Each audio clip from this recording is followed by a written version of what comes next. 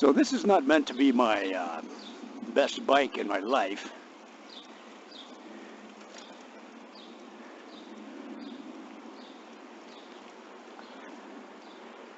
It's just a cheapo bike to get around and shoot some video while I'm in town.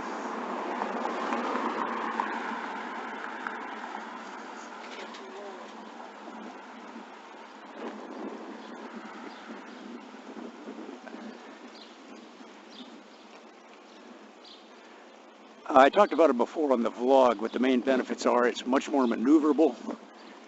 The tires are more rugged, so that if you're going over some debris in that, you probably won't get a flat, or you have less chance of getting a flat.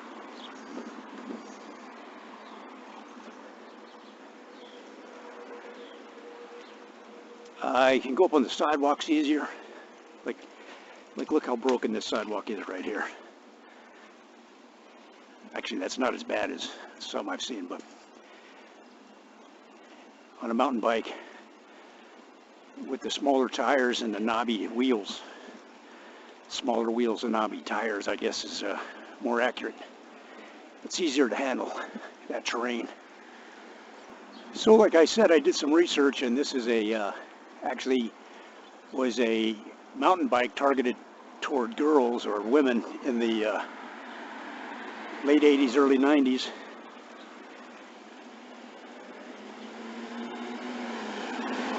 Hence the pink cable covers.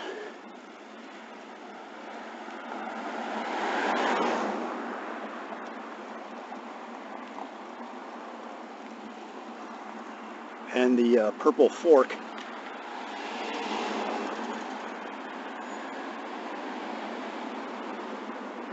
You might think that that wouldn't fly in today's market, but you wouldn't believe the colored bikes, the wild colors on bikes nowadays.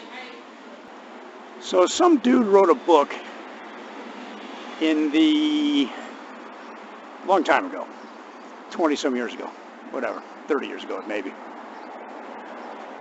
And he wrote that bicyclists should stop thinking of themselves as second-class citizens and should move out into traffic because they have the right to. They just choose not to because many bicyclists feel it's too dangerous. But based on that, this guy was a famous bicyclist, you know. Based on that book, many people, let's try this gravel right here.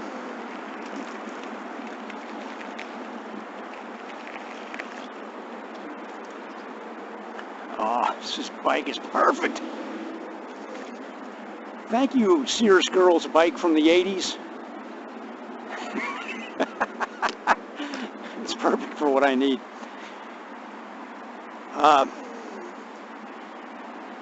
So based on that book, many bicyclists started going and moving out into traffic.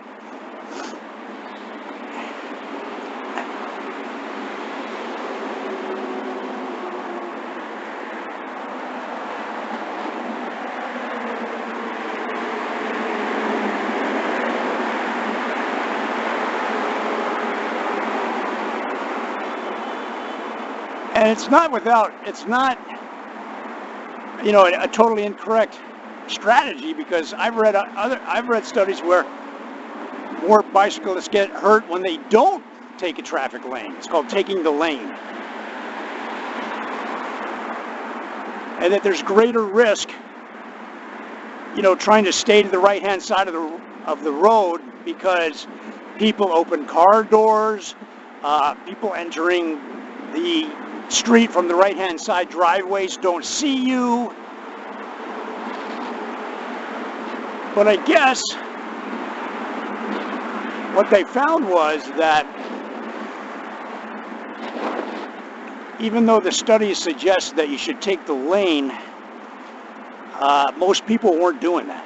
Most let's say casual cyclists just were not going to do it. They were too afraid to, ride in the middle of traffic, and I totally get it, because unless you're strong enough to move at a decent speed, it just pisses off the cars so much if they can't go around you. So most bicyclists were not moving out into traffic. So in other words, this guy was recommending that cyclists would get more respect and be safer if they acted like cars, basically. But the reality is that most bicyclists weren't going to do that. So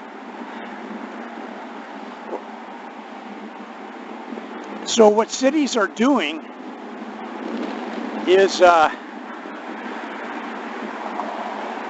building more bike lanes so that bicyclists have their own places to ride, away from traffic, completely away from traffic.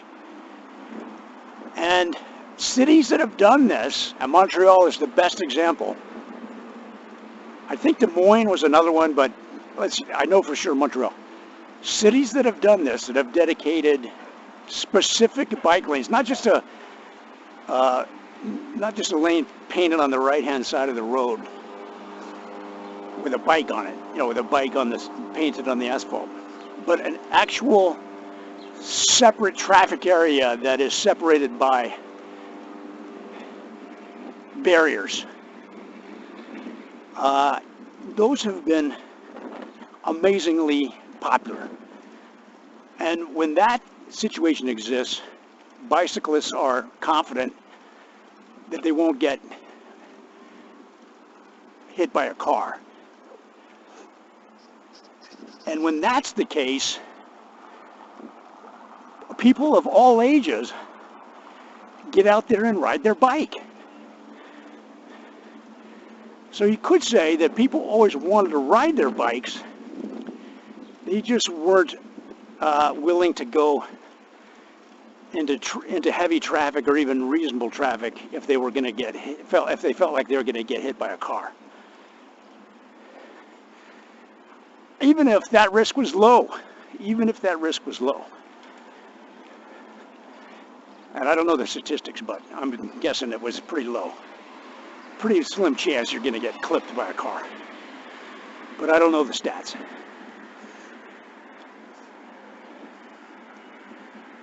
So now,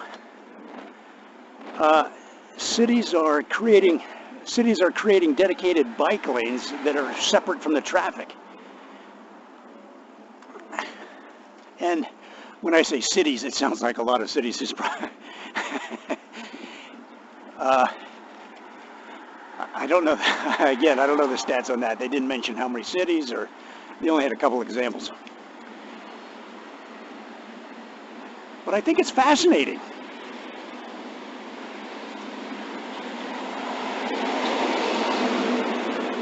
And there's certain cities like Copenhagen that have huge amounts of bike traffic.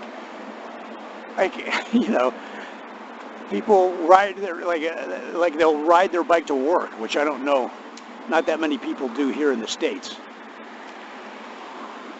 Well, I don't know if I do that either, because you get all sweaty and stuff, but